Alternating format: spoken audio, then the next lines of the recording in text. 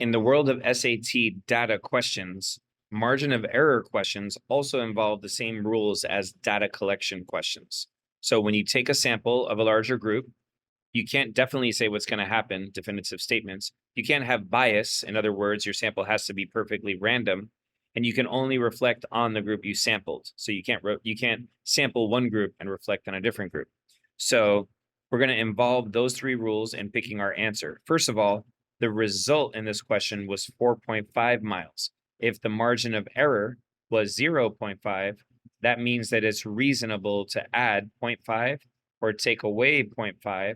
And so any number between 4 and 5 is a reasonable answer for whatever question they're asking here, which is they asked random visitors how far they hiked.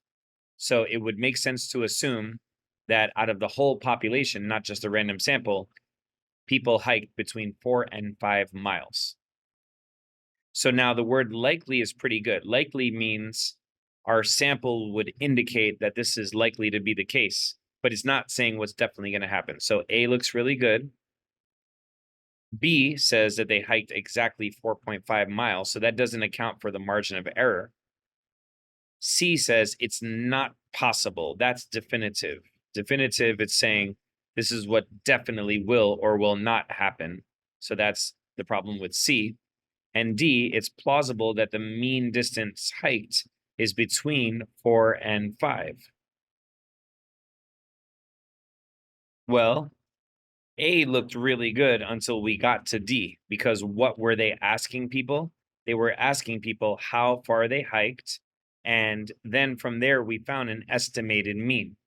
So if we're really sticking to what we sampled how far people hiked, but we got a mean of that sample.